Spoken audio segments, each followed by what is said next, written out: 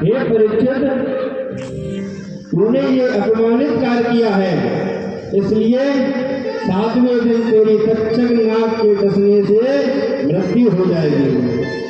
ऐसा संगी ऋषि ने श्राप दे दिया और अपने आश्रम में लौट आए और अपने पिताजी के गले से उस शर्त को निकाला और जोर जोर से रोने लगे।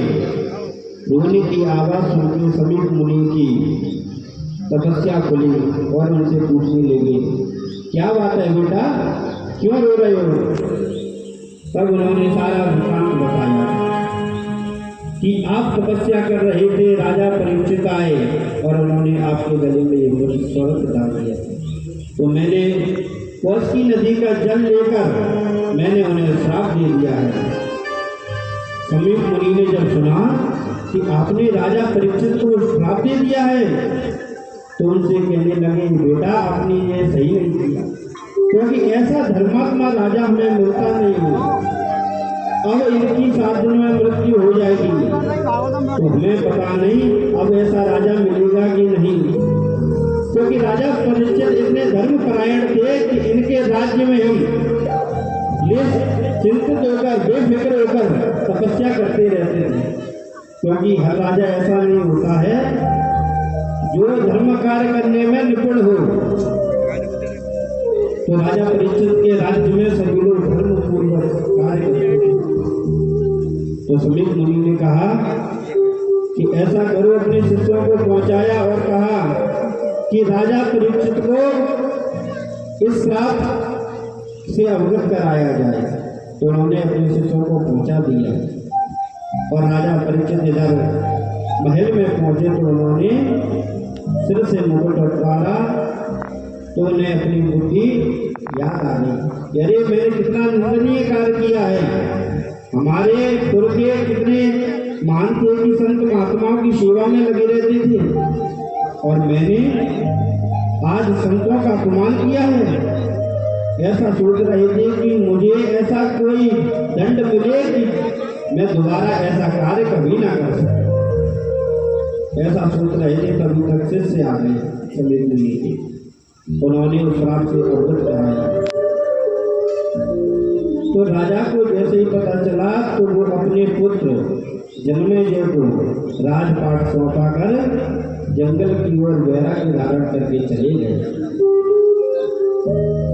जंगल में जाकर नदी के किनारे बैठे हुए थे और कई संत महात्मा ऋषि मुनि वहां आए और उनसे पूछने लगे,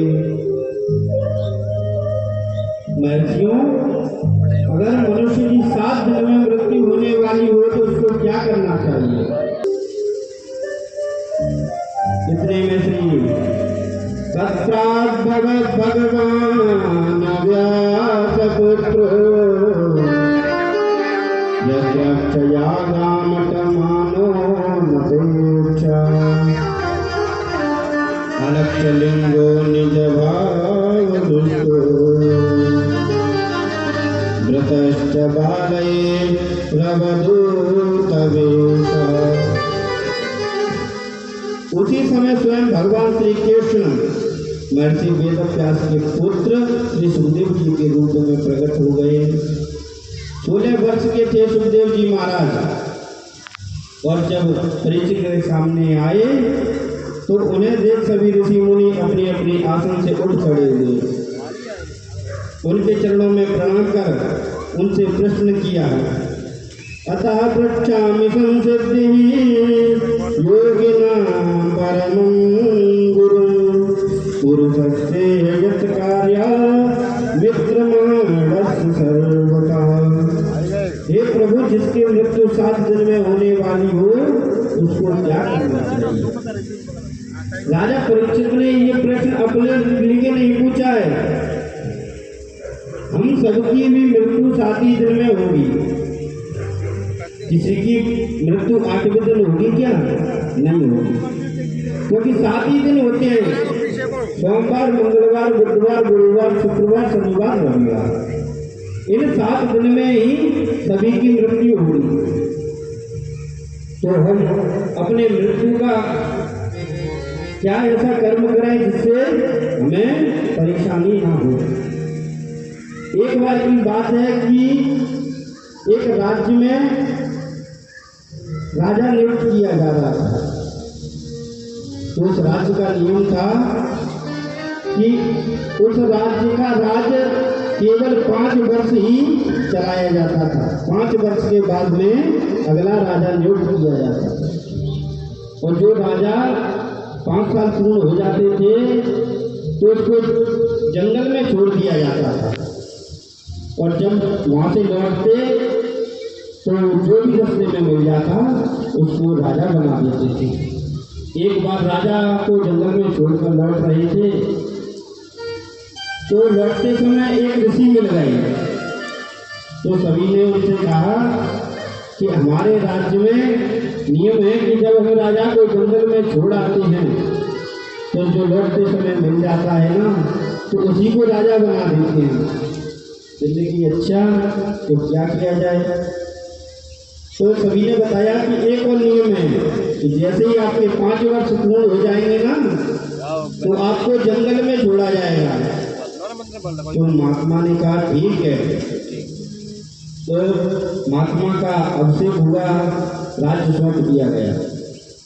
तो राजा बनने के बाद उन महात्माओं ने कहा कि अब मैं राजा बन गया हूँ, आपको मेरी बात मानोगे कि नहीं? तो सबने कहा जी, हम जो आप बोलोगे उसका हम अनुसरण करेंगे। तो ऐसा उन्होंने कहा। तो राजा ने कहा कि ऐसा करो, पहले तो इस जंगल को कटवा दिया जाए। तो राजा की आज्ञा पाकर उस जंगल को कटवा दिया गया। सारा जंगल साफ करवा दिया गया। जो पशु पक्षी इत्यादि जानवर थे तो कुछ तो मार दिए गए, कुछ चिड़ियाघर में पहुंचा दिए गए। राजा बनने के बाद में महात्मा ने कहा अब ऐसा करो, जंगल तो साफ हो गया है, अब यहाँ पर एक सुंदर नगरी का वास किया जाए। तो वहाँ पर एक सुंदर सुंदर नगरी का वास कर दिया। बढ़िया सुंदर महल बना दिए गए। उधर सुंदर महल बन के तैयार हो गए। जब 5 वर्ष महात्मा के पूर्ण हुए तो कहने लगे कि अब मेरे 5 वर्ष पूर्ण हो गए हैं, अब क्या करना चाह रहे हो आप? तब प्रजा ने कहा कि महाराज आपने तो यहाँ से ज्यादा वहाँ पर सुख कर दिए हैं। जो इधर सुख थे वो जंगल में आपने उससे भी ज्यादा कर दिए। तो महात्मा एक इतने तपस्वी होते हैं कि वो इधर की नहीं आगे की सोचते हैं। ऐसे ही राजा परीक्षित ने अपने लिए प्रश्न नहीं किया, वो लोक हित के लिए प्रश्न किया है। क्योंकि राजा ने अपने लिए करते तो कुछ अपने लिए मांगते। जब संत महात्मा के पास जाओ ना तो कभी व्यर्थ का प्रश्न नहीं करना चाहिए। बोली श्री राधे हरिलाल की। सुखदेव जी महाराज राजा परीक्षित को समझा रहे हैं। तो हम सबको भी एक बात ध्यान रखना है, जगत में कोई न परवानी, तेरी चमेली चंदन श्याम जाए लगा से जगत में कोई न परवानी, जगत में कोई न